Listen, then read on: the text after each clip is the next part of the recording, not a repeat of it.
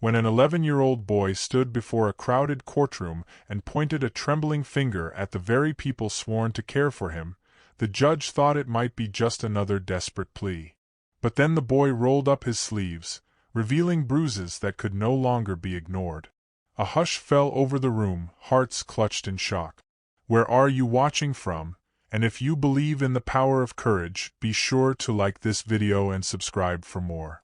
Noah sat alone on the worn leather seat of the back row in Miss Turner's homeroom class at Boneville Middle School. He was a slight boy, just under average height for his age, with messy dark hair and wide, watchful eyes. He came into the classroom on a cold Monday morning in late September, hugging his backpack to his chest. His uniform, a plain blue polo shirt and khaki pants, hung loosely on his thin frame. Ms. Turner took immediate note of the bruises on his forearms when he set the backpack on his desk. They were faint, a week or so old, but they were undeniable. She swallowed her concern for the moment, thinking perhaps he had an explanation. Children could be rough and tumble, but the way he kept his head lowered spoke volumes about his wariness of the world around him. He seemed to shrink under every adult's gaze, not making eye contact. During attendance, Miss Turner called, "Noah Jackson?" He raised a tentative hand, mumbling, "Here." His voice was barely audible, and Miss Turner had to lean in slightly just to catch it. Throughout the day, she watched him more closely than she might have otherwise, looking for signs that the bruises could have come from something innocent, a fall from his bike, perhaps a rough sports game. But the more she observed him, the more she noticed a kind of flinching, as though he expected to be struck for the slightest reason. When the final bell rang, Noah quickly collected his things. Miss Turner approached him gently before he could escape. "How was your first day?" she asked, her voice bright with the usual teacherly warmth. "It was fine," Noah replied, eyes downcast. "Everything going okay at home?" she ventured softly, half hoping he would say yes, that the bruises were nothing. He lifted his gaze for a second but immediately looked away. "It's okay," he muttered. He slung his backpack over his shoulder and walked out without another word. Miss Turner frowned, resisting the urge to chase him down the hall. She wasn't sure if she was overreacting. She decided to keep a watchful eye on him for a bit longer before jumping to conclusions. As the week progressed, Noah didn't cause any trouble in class. He completed assignments with passable effort, never giving more than the bare minimum. He often seemed lost in thought, staring out the window during lessons. At recess, he lingered by the fence, refusing to join any of the usual games of tag or soccer. He was never disruptive, never violent, and yet the bruises on his arms didn't fully fade. At times it looked as though newer ones appeared. Miss Turner noticed faint, fresh discoloration near his wrist by Thursday. Her concern grew heavier by the day. On Friday afternoon, as Noah stood by his locker, an older metal one that clanged loudly whenever anyone shut a neighboring door, Mr. Reynolds, the school's janitor, was busy mopping the adjacent hallway. He glanced at Noah, who was struggling to get his lock open with shaky fingers. For a moment, Mr. Reynolds noticed the boy's left forearm. There was a purple bruise shaped oddly, possibly from being grabbed. Mr. Reynolds, who had worked at Boneville Middle School for nearly 15 years, had seen countless children pass through the corridors. The look on Noah's face, a heavy mixture of dread and exhaustion, struck him to the core. Noah finally opened the lock, retrieved his textbook, and slammed the door shut. He glanced at Mr. Reynolds and offered a slight nod of acknowledgement, as though forced to greet an adult in passing. "Have a good weekend," Mr. Reynolds said quietly, pausing his mop. Noah nodded again, then hurried away. As Mr. Reynolds watched him retreat, the janitor felt a nagging pull in his chest. He'd learned over the years that some kids carried burdens that were too large for their small bodies to bear alone. He had a gut feeling that something wasn't right. The following week, Miss Turner found herself confiding in Mr. Wood, the English teacher across the hall. They often chatted during lunch breaks, sharing concerns about students who were struggling academically or emotionally. One day, Miss Turner lowered her voice conspiratorially and said, There's a new boy. Noah Jackson. He transferred here last week.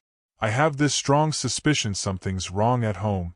Mr. Wood raised his eyebrows. How so? He has these bruises, Miss Turner explained. Not just one or two. They seem to come and go, like new ones keep forming. And there's something about his behavior. He's too quiet, seems afraid to speak up. Mr. Wood, a soft-spoken man in his early 30s, nodded thoughtfully.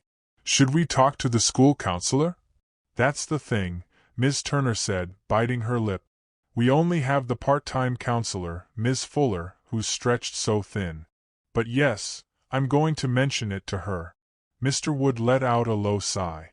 Keep me updated. If there's anything I can do, let me know.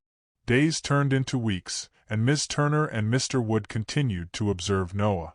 They noticed the way he jumped at sudden noises. They saw how he pulled his sleeves down to hide his arms whenever a teacher drew near. His performance in class was passable, so it didn't flag immediate academic concern, but his withdrawn demeanor began raising alarms in more than just Miss Turner's mind. Mr. Reynolds, in the meantime, had made it a habit to chat with Noah whenever they crossed paths in the hallway or near the lockers. You doing okay, kid? He'd ask, leaning on his mop or broom. Noah would usually nod quickly and try to escape the conversation. Still, Mr. Reynolds persisted, not in a pushy way, but in a gentle, fatherly manner. Every day, he asked a different variation of the same question. How's life treating you, Noah? Or you need anything, son? Hoping that eventually, if the boy was in trouble, he might confide in him. One afternoon, as the final bell rang and students flooded out the doors, Mr. Reynolds saw Noah lingering by the water fountain long after most of the kids had left. The corridor's lights flickered faintly, a sign of the aging building's electrical system. Mr. Reynolds approached, noticing that Noah was just standing there, staring at the floor. He cleared his throat. Time to head home, buddy, he said, forcing a friendly tone. Don't want you missing your bus. Noah inhaled sharply as though awoken from a trance. I'm not taking the bus, he replied, voice trembling with anxiety. Mr. Reynolds nodded slowly. You waiting on your foster parents to pick you up? Noah hung his head lower. They told me to walk if they don't show, he murmured. Mr. Reynolds looked at the clock. It was already half an hour past the time students typically cleared out. With each passing moment, the school grew quieter. Where do you live? Noah rubbed his arm, wincing slightly, as though even that light touch caused pain. Not too far, he muttered. I can't let you stay here all night, Mr. Reynolds said gently. But let me check if Miss Turner is still in her classroom. They walked together. Noah's shoulders were tense, and he kept glancing at the doors, as if expecting someone to burst in at any second. They found Miss Turner just as she was packing up her bag. When Miss Turner saw Noah, she gave him a surprised smile. Noah, you're still here? Everything all right? He shrugged, not meeting her eyes. Mr. Reynolds took her aside for a moment, quietly explaining that it was getting late, that the boy seemed reluctant to leave. Miss Turner sighed and approached Noah. Would you like me to call your foster parents? She asked carefully. Maybe I can find out what's going on. Noah stiffened, shaking his head vigorously. No, it's okay. They said I should walk. Miss Turner and Mr. Reynolds exchanged glances. It was a chilly evening, the sun already dipping below the horizon. They wouldn't let an 11-year-old walk home alone that late. Miss Turner picked up the phone, and though Noah protested, she dialed the contact number listed for John and Eva Jackson on the school's file. The phone rang and went straight to voicemail. She tried 3 times, but no one answered. Noah shifted uncomfortably. Finally, Miss Turner said, Look, let me drive you home. Just this once, all right? That way I know you're safe. He nodded reluctantly. On the drive, he barely spoke, staring out the passenger window. Miss Turner's heart pounded because she knew there might be policy issues with teachers driving students, but in an emergency, it was better than leaving him vulnerable.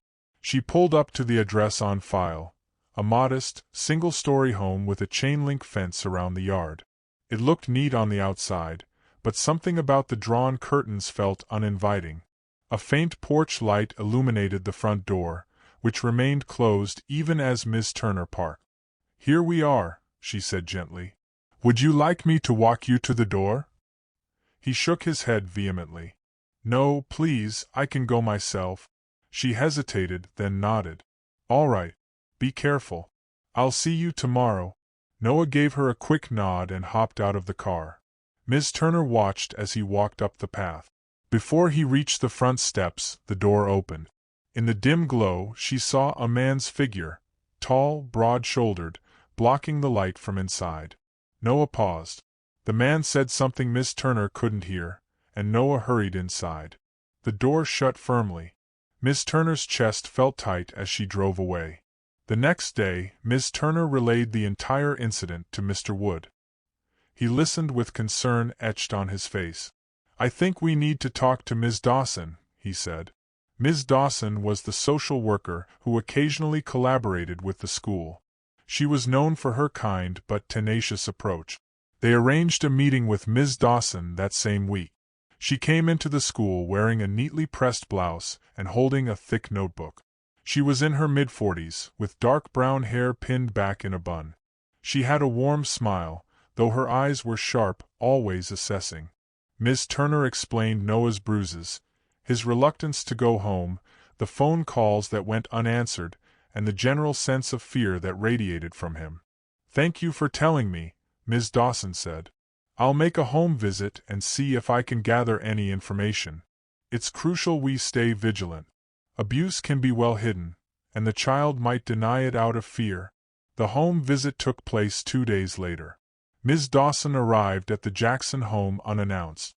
John and Eva greeted her politely at first, though their smiles were thin. John was tall, with neatly combed brown hair, wearing a pressed collared shirt. Eva, on the other hand, had a delicate build, her blonde hair tied in a high ponytail. She seemed skittish, her eyes darting from Ms. Dawson to John as though unsure which face to present to a visitor. "Noah's a wonderful boy," Eva said as they sat in the living room. It was tidy, almost too tidy, with every surface wiped clean and not a cushion out of place. "He's just a bit shy." John nodded, his demeanor polite but clipped. "We've had him for about 6 months. He came from a difficult background, as you can imagine with foster kids. He's adjusting." Ms. Dawson listened, glancing around for any sign of tension or disarray that might indicate a troubled household. "We're concerned about a few bruises he's had," she said directly. "The school has noticed them, and we'd like to be sure he's safe here." John's eyes flickered.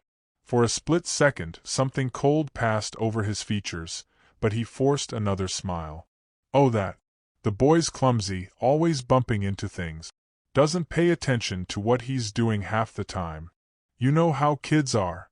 Eva added, "We try our best to keep an eye on him, but sometimes he goes off to play in the yard and comes back with scratches and bruises. He's always had trouble focusing." Ms. Dawson leaned forward, resting her elbows on her knees. "May I speak with Noah?" They called Noah out from his bedroom. He emerged slowly, eyes flicking to Ms. Dawson, then darting toward John and Eva as though seeking approval. Ms. Dawson smiled warmly. "Hi, Noah. I'm a social worker with the county, and I just wanted to check in with you. How are you liking Boneville Middle School so far?" Noah stood there awkwardly. It's all right," he mumbled, glancing at his foster parents. "Teachers are nice." "That's good to hear," Ms. Dawson replied. "Have you made any friends?" Noah shrugged and fiddled with his fingers. "Not really." John put a hand on Noah's shoulder. The boy visibly tensed at the contact, though he tried to hide it. Ms. Dawson's trained eye picked up on that flinch, and her heart sank slightly.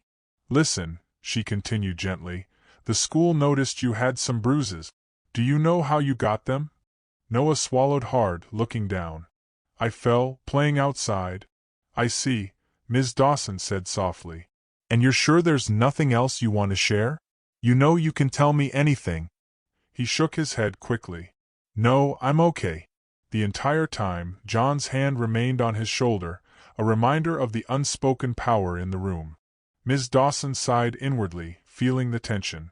She thanked them for their time and left, not wanting to push too hard on the first visit. In her car, she scribbled down notes. Child tense, possibly fearful. Foster parents polite but controlling vibe. Bruises not sufficiently explained. Will need further follow-up? At school, Mr. Wood tried a different angle. One morning, he invited Noah to stay behind during a free period, under the pretext of discussing an essay. He guided the boy to a chair by his desk, the window's early light streaming across the floor. "Have a seat, Noah," Mr. Wood said, offering a friendly smile. "I wanted to talk about your reading assignment on The Little Prince. You haven't turned it in yet?" Noah slumped slightly. "Sorry. I was busy." "That's okay," Mr. Wood replied calmly. "Is everything going all right at home? You seem distracted." Noah's face paled a little. "It's okay," he said, eyes fixed on the tile floor. "I just forgot." "I'm not angry," Mr. Wood reassured. "I'm just worried about you, you know. If something's bothering you, you can tell me." Noah shook his head, a flicker of panic crossing his features. "No, I'm fine. I promise." Mr. Wood nodded slowly, deciding not to push. He rested a hand lightly on Noah's desk, making sure he didn't crowd him. "All right, buddy. If you ever want to talk, I'm here." In truth, Mr. Wood felt powerless. As a teacher, he was mandated to report suspected abuse, but they needed more substantial evidence. The social worker's visit had ended inconclusively. For the next couple of weeks, things seemed to stabilize a bit, and Noah occasionally joined group activities, though he still rarely spoke. Ms. Turner and Mr. Wood stayed vigilant, but they didn't want to bombard him. Halloween season arrived, and the school planned a little costume parade for the younger students. Though it was middle school, the staff tried to keep some elements of lighthearted fun.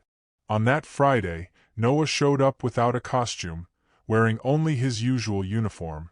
While other kids seemed excited, he looked around uneasily. During lunch, Mr. Reynolds found him sitting alone in the corner of the cafeteria. "Not into dressing up, huh?" Mr. Reynolds asked, sweeping near the table. Noah gave a noncommittal shrug. He picked at the edges of a peanut butter sandwich, not really eating it. "No money for costumes," he said quietly, glancing down. Mr. Reynolds felt a pang in his heart. He set the broom aside and sat on the bench, leaving some space so as not to intimidate the boy. "You like scary costumes or funny ones?" he asked casually, trying to spark conversation. Noah shrugged again.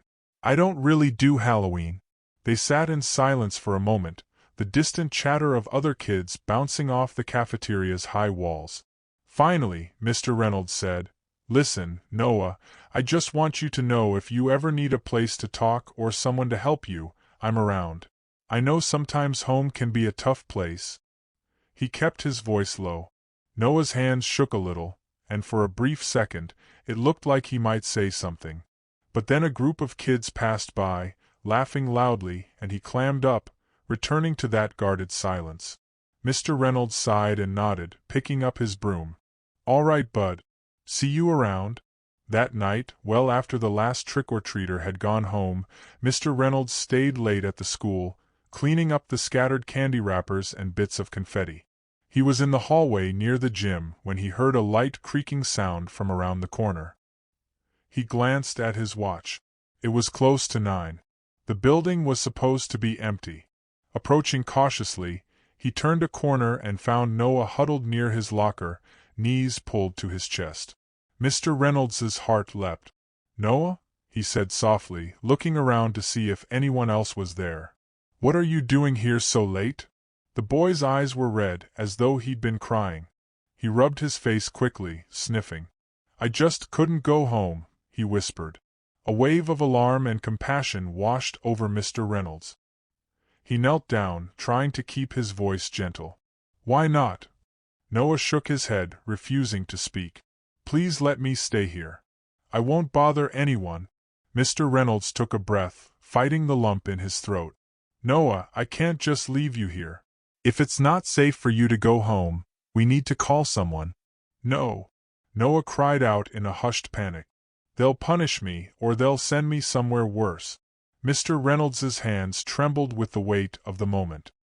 He knew he couldn't turn a blind eye. He pulled out his phone and dialed Ms. Dawson's number from memory, thanks to the staff directory he'd memorized. She answered, sounding a bit groggy, but instantly snapped to attention when he explained the situation. Within half an hour, Ms. Dawson arrived, along with Ms. Turner, who lived only a few blocks from the school and had rushed over as soon as she heard. Noah sat in the principal's office with them, arms wrapped around his torso as if warding off a chill. The overhead fluorescent lights hummed softly. Ms. Dawson crouched in front of Noah, looking him in the eyes. "Hey, buddy," she said gently. "We're going to help you. But you have to be honest with us. Why are you so scared to go home?" He pressed his lips together, tears forming. "They get angry," he finally whispered. Miss Turner's eyes widened and Ms. Dawson pressed on softly. "Your foster parents, John and Eva, right? How do they get angry? Do they hurt you?" At first, he didn't respond. Then, in the quiet, he nodded, tears slipping down his cheek. Miss Turner covered her mouth, eyes brimming. Ms. Dawson took a gentle but trembling breath. "All right. You did the right thing telling us. We're going to make sure you're safe." Though it was late, Ms. Dawson got on the phone with Child Protective Services. By midnight, an emergency placement was arranged. Noah was taken, along with Ms. Dawson, to a local children's shelter where he'd stay temporarily. He clung to Miss Turner's hand before they parted, almost like he was afraid to let go. The next day, Ms. Dawson paid another visit to the Jackson home, this time with 2 CPS workers and a police officer for a welfare check. John and Eva were shocked and indignant.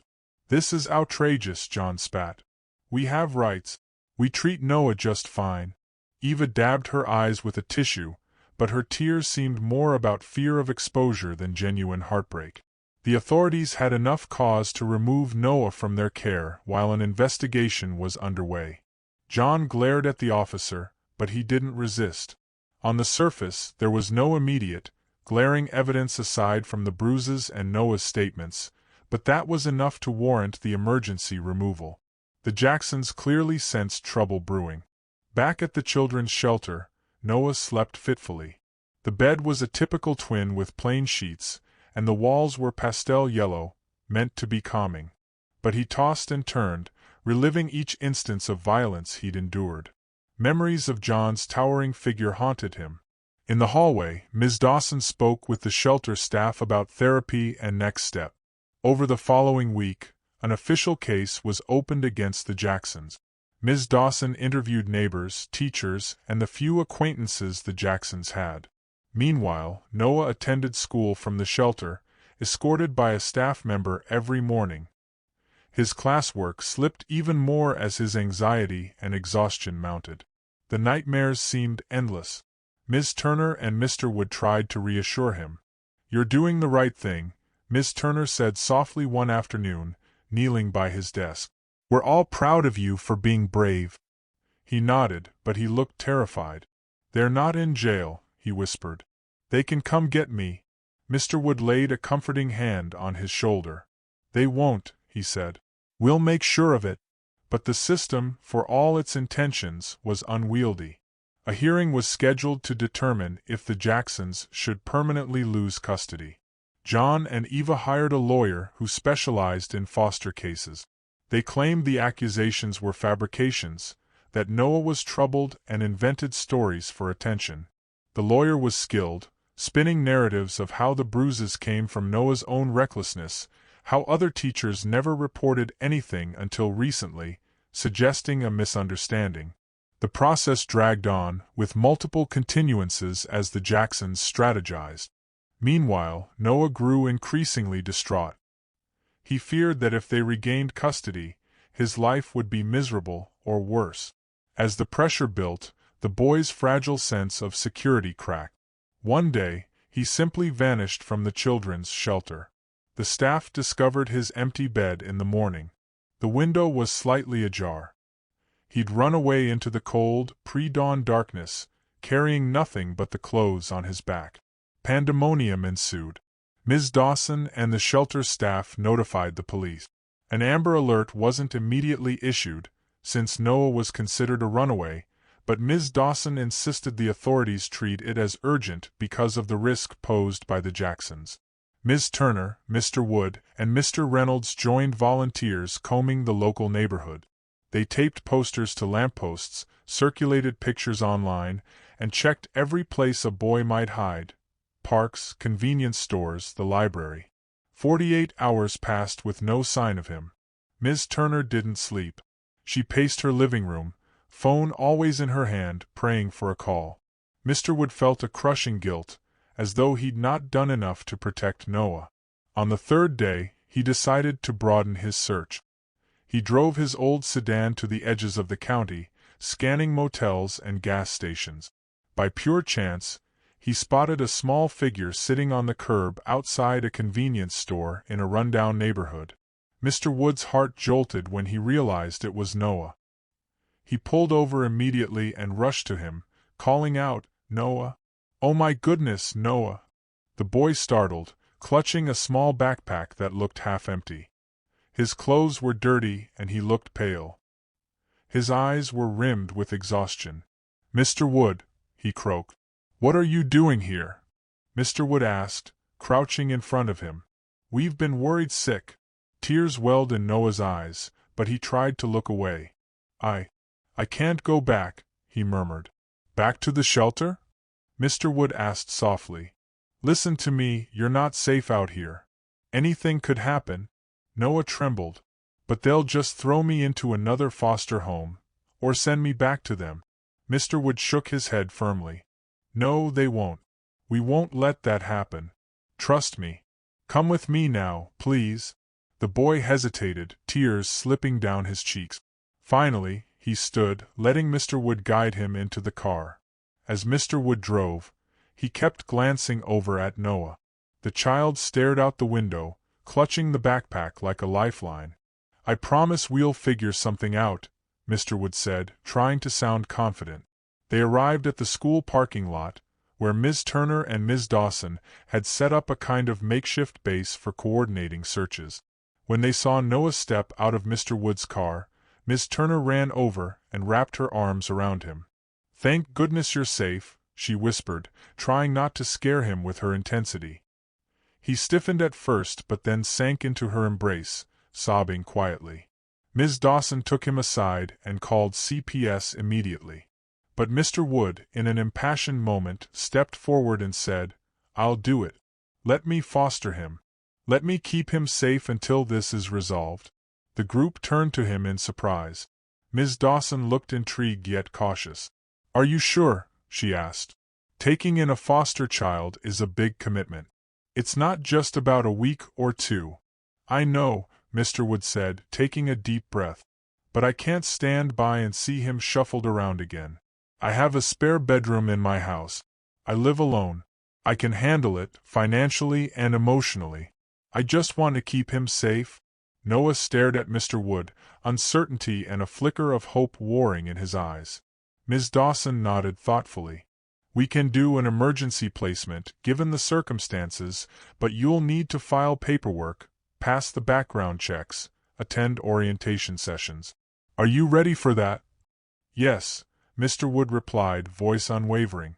Word spread quickly among the school staff that Mr. Wood was stepping up to foster Noah. Some whispered concerns about boundaries, but others were relieved that at least one stable adult was taking charge. The arrangement was expedited because of the urgent situation. Within a few days, Mr. Wood's home was inspected and approved. Noah moved in with a small duffel bag of clothes, most of them old or ill-fitting, and a few personal belongings from the shelter. It was mid-November by then, the air turning cold and crisp. Mr. Wood's modest home had 2 bedrooms, one now designated as Noah's. It wasn't fancy, but Mr. Wood had placed a new set of sheets on the bed, a soft lamp on the nightstand, and even a small bookshelf with classic children's novels he loved teaching in class. The first night, Noah stood in the doorway, hesitant. Is this really all for me?" he asked quietly. Mr. Wood smiled gently. "Yes. I want you to feel at home." Noah dropped his duffel bag on the bed and looked around. He touched the lamp's switch, blinking at the warm glow it cast across the room. "Thank you," he whispered, not sure what else to say. The days that followed weren't easy. Noah woke with nightmares, sometimes screaming. He would thrash in the sheets, drenched in sweat. Mr. Wood would rush in, flicking on the lights, kneeling by the bed, murmuring reassurance. After each episode, Noah would stammer apologies for waking him. Mr. Wood always brushed them off, his heart aching for this child who had lived in constant fear. Meanwhile, the legal proceedings against the Jacksons were underway. The trial date kept getting pushed back. At school, Noah still had moments of paranoia. He'd jump whenever he saw a car in the parking lot that looked like John's. He'd stare warily at anyone who resembled Eva. One day, during an assembly, he noticed a man in the far corner of the auditorium who looked vaguely like John. Noah panicked, hyperventilating until Ms. Turner escorted him out to the hallway to calm him down. She gently rubbed his back, whispering words of assurance as he gasped for breath. A new school counselor, Ms. Allison, had recently been hired. She met with Noah twice a week. He was slow to open up, but little by little, he revealed the punishments, the hitting, the verbal assaults. "They always told me I was worthless," he muttered, eyes pinned to the office carpet. "That I should be grateful they took me in." Ms. Allison's stomach twisted, though she remained outwardly composed. "Noah, you aren't worthless," she said gently. "No child deserves this. I know it's scary, but you can speak about what happened, and people will believe you." Noah swallowed hard and wiped his eyes. "They said no one would believe me. They said I was a liar." Over the next couple of weeks, Ms. Allison and Ms. Dawson worked to build Noah's confidence for testifying in court. Without his direct testimony, the Jacksons had plausible deniability. Bruises fade, records can be spun, but a child's voice, telling the truth under oath, can shatter defenses. Yet every time the conversation came up, Noah paled, shaking his head. "I can't," he whispered. The Jacksons' defense lawyer pounced on that fear. He argued that, if the child wouldn't even testify, they had no real proof. "They can't hold my clients responsible for everyday scrapes and bruises," he proclaimed at preliminary hearings. "We have evidence Noah was in fights at his previous school." He twisted details, painting a picture of Noah as a troubled boy prone to fabricating stories. John and Eva remained out on bail, free to move around, though restricted from contacting Noah. Still, Noah's nightmares persisted, and he worried daily that they might appear at Mr. Wood's house. As Christmas approached, a heavy blanket of uncertainty lay over everything. Mr. Wood tried to bring some festivity into the house. He bought a small Christmas tree, set it up in the living room, and handed Noah a box of ornament. "Want to help decorate?" he asked with a hopeful smile. Noah stared at the ornaments, turning a small wooden angel over in his hand. "I've never done this before," he said softly. Mr. Wood's voice caught. "Well, let's do it together." They spent the next hour hanging ornaments and lights, placing candy canes around the branches. For a brief time, Noah seemed like any other kid, smiling at the twinkling lights. Afterward, they watched a holiday movie and drank cocoa. For once, Noah drifted off to sleep that night without a nightmare. But the calm was fragile. In early January, the court date arrived for the Jacksons. The tension at the courthouse was palpable. Ms. Dawson, Ms. Turner, and Mr. Wood were there to support Noah. The Jacksons stood with their lawyer on the opposite side of the room. John glared across at Noah, who shrank back in his seat, heart pounding. Eva avoided eye contact, but her expression held a quiet malice. The judge entered, and proceedings began. Witness after witness took the stand. Miss Turner spoke of Noah's bruises, his fear, his repeated reluctance to go home. Mr. Reynolds described finding Noah huddled alone in the school at night, begging to stay. Ms. Dawson recounted her visits, the tension in the Jackson household, and Noah's eventual admission of abuse. The defense lawyer tried to poke holes in their testimonies. He attempted to frame it all as misunderstandings or assumptions. Eventually, the judge called for the boy's testimony. Silence fell. Noah was supposed to take the stand, but he froze, tears welling in his eyes. The judge waited patiently. Ms. Dawson leaned over and whispered encouragement. Miss Turner and Mr. Wood gave him encouraging nods, but Noah's legs shook violently. He managed to stand and approach the witness seat, but when the bailiff guided him through the oath, his voice was scarcely a whisper.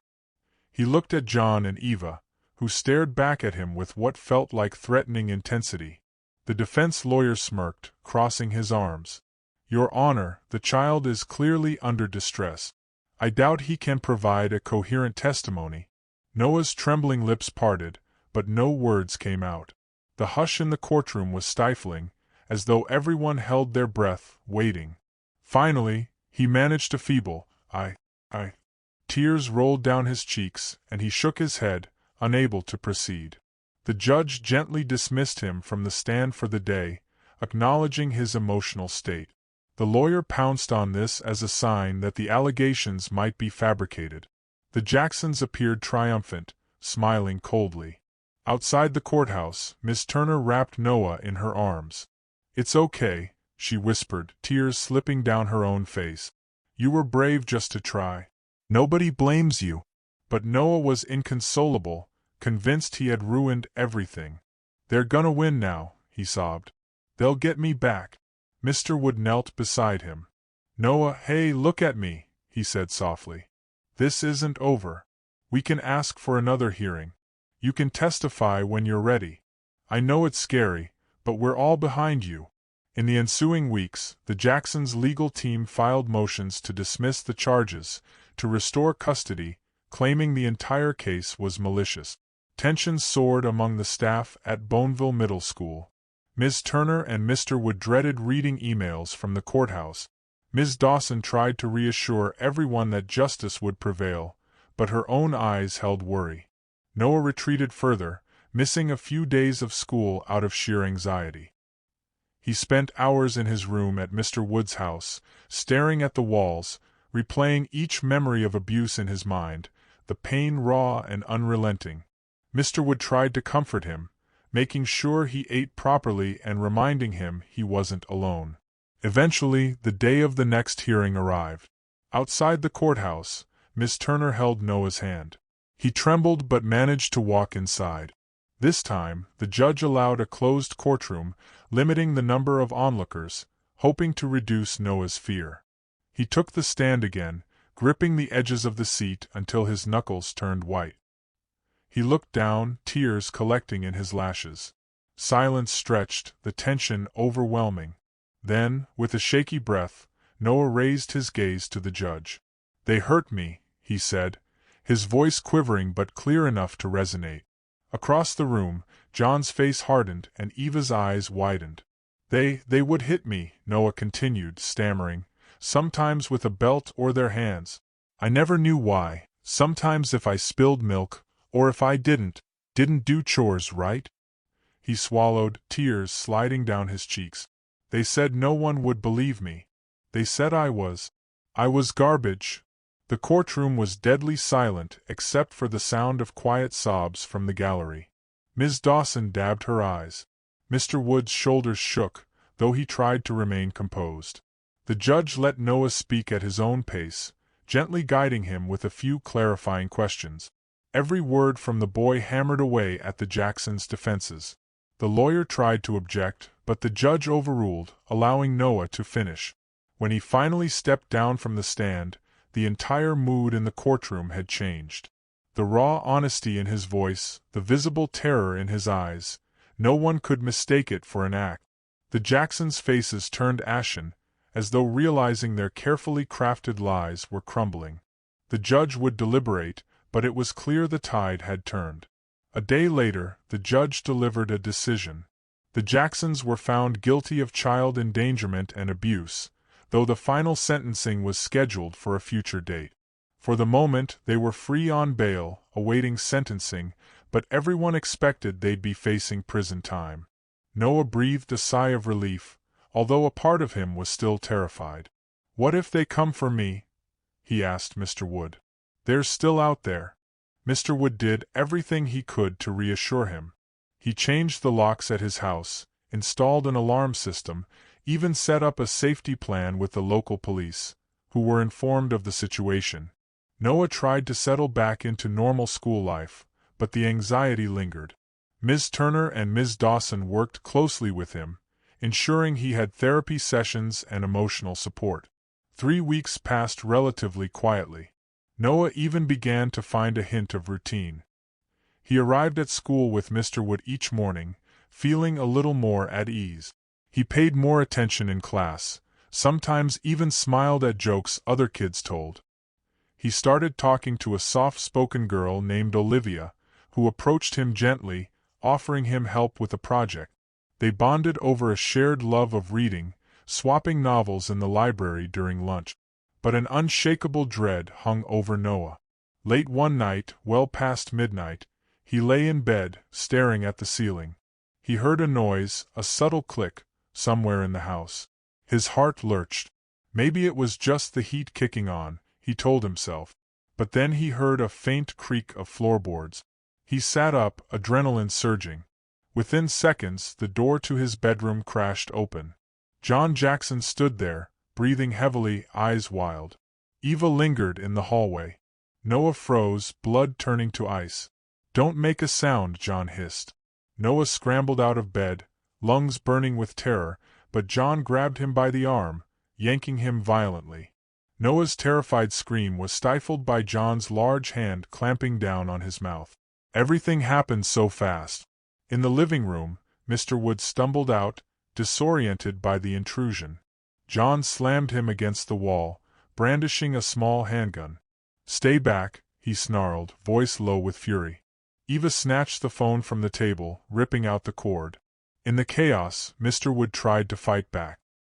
He lunged, attempting to knock the gun from John's hand. A shot rang out, lodging a bullet in the floor, and the sound echoed through the quiet neighborhood. "No!" Eva screamed. She grabbed a vase from a side table and smashed it over Mr. Wood's head, leaving him dazed on the carpet. Blood trickled from a cut on his forehead, but he was conscious enough to witness John drag Noah out the door. Neighbors, awakened by the shot, called 911. By the time the police arrived, the Jacksons were gone, Noah taken. Paramedics attended to Mr. Wood. "They took him," he gasped, shaking with adrenaline and terror. "They took Noah." What followed was a frantic, multi-state manhunt. The Jacksons had gone on the run, holding Noah as a hostage. FBI involvement was requested because John had crossed state lines before on questionable business, suggesting they might flee. Ms. Dawson, Ms. Turner, even Mr. Reynolds were beside themselves with worry, calling each other at all hours, scouring the news for updates. For 4 harrowing days, Noah was bound in a dingy basement somewhere. The place smelled of mildew, the walls damp and cold. John locked him down there, occasionally coming in to shove a plate of stale food at him. Eva barely looked at him, but when she did, her eyes shone with a twisted mix of guilt and anger. Noah was numb with terror, shivering in the darkness, imagining all the worst outcomes. Sometimes he cried until he had no tears left. On the 4th day, the FBI traced a call John made to a distant relative's phone. Agents surrounded an old farmhouse at the edge of a small town miles away. The tension built as a SWAT team approached. John, realizing escape was impossible, threatened to hurt Noah if they came any closer. Negotiators tried to talk him down. Meanwhile, a team of agents managed to slip inside through a cellar door. They found Noah crouched in a corner, bound at the wrists with duct tape. His eyes widened with relief when he saw the officers, but panic surged again as they warned him to keep quiet. John appeared at the top of the basement steps, gun in hand, furious. "Stay back," he bellowed. But before he could react, one of the agents tackled him from behind, knocking the gun from his grip. Another agent delivered a swift blow, sending John crashing face-first onto the steps, knocked cold. They swept Eva up in the same raid, handcuffing her. Noah was freed, sobbing in relief as the agents guided him out of that terrible place. Outside, under the gray morning sky, paramedics checked him over. He had bruises and was severely dehydrated, but he was alive. They rushed him to the hospital, where Ms. Dawson and Mr. Wood, sporting his own bandaged wound, arrived as soon as they got the call. Noah blinked in shock when he saw Mr. Wood walk into the hospital room. "Why, you're okay?" Noah stammered, tears brimming. Mr. Wood gently pulled him into a careful hug, mindful of the bruises. "You're safe now," he choked out, voice quivering. "They're gone, locked up for good." In the following days, John and Eva were formally charged with kidnapping, illegal possession of a firearm, and multiple counts of child abuse. Bail was denied this time. They were sent straight to prison to await trial, and it was all but guaranteed they'd be there for a long, long time. Noah stayed in the hospital for a few days of observation, physically recovering from his ordeal. Emotionally, he was in a fragile state.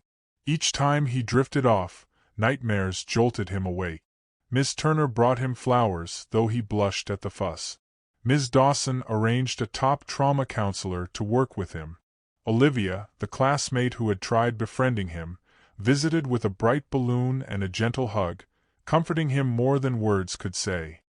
The moment he was discharged, Mr. Wood took him home. "We'll get you through this," Mr. Wood said softly. "One day at a time." Noah was quiet, eyes distant. "Thank you," he murmured, voice cracking, but he said nothing more. In the days that followed, he went through the motions of daily life. Breakfast, school, therapy sessions, dinner, always feeling that flicker of anxiety, waiting for the next catastrophe. But slowly, the safety of Mr. Wood's house and the unwavering support from Miss Turner, Ms. Dawson, and his new friend Olivia began to anchor him. One evening, Mr. Wood was cooking spaghetti in the kitchen, tomato sauce simmering on the stove. Noah tentatively walked in. "Can I help?" he asked.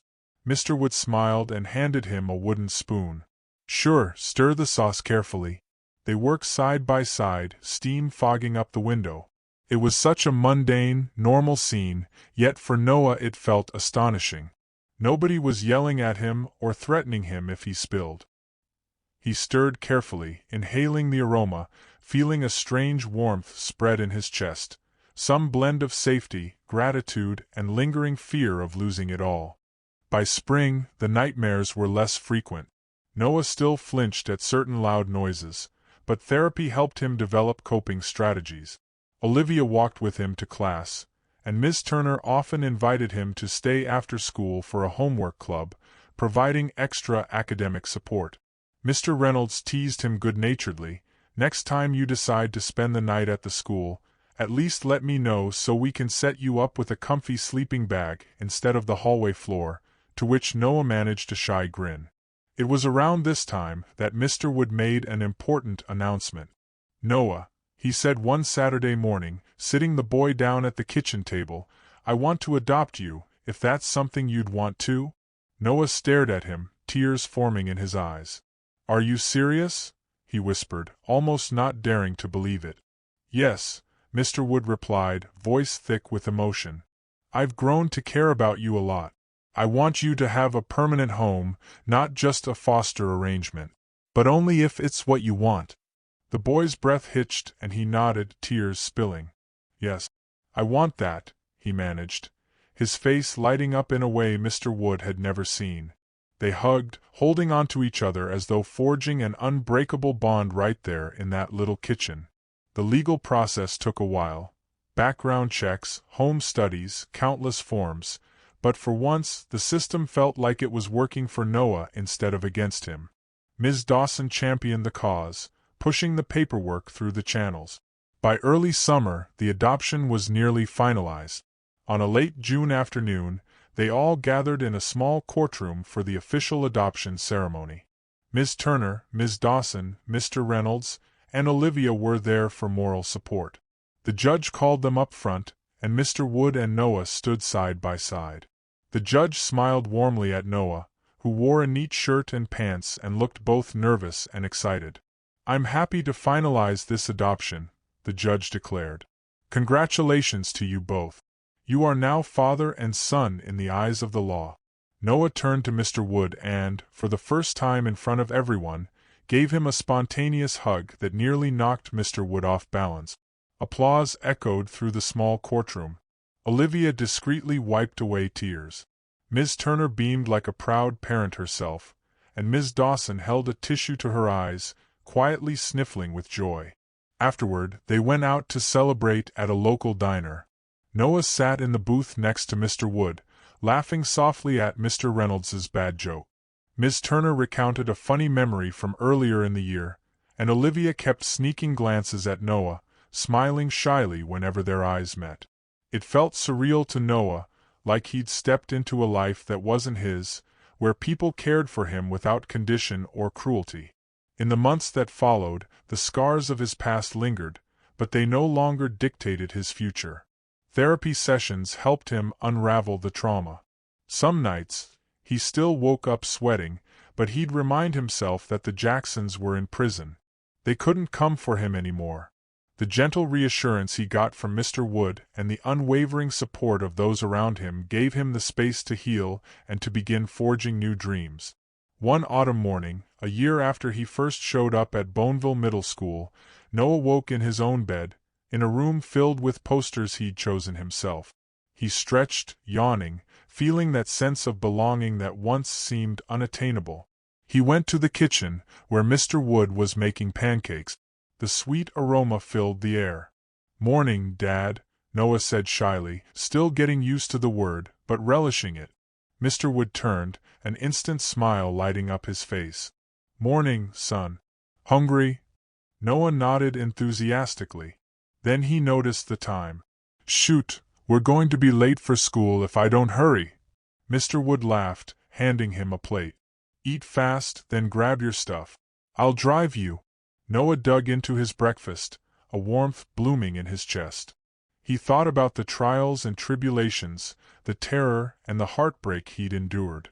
Yet here he was, safe and loved, with an entire future ahead of him, a future that now seemed possible. He knew he'd never forget the horrors, but they no longer defined him. He had a family, friends, and a fresh start, and for the first time, he believed in the power of courage and kindness to break even the darkest cycles. Thanks for watching till the end. If you enjoyed the story, give this video a like if you haven't already and subscribe for more.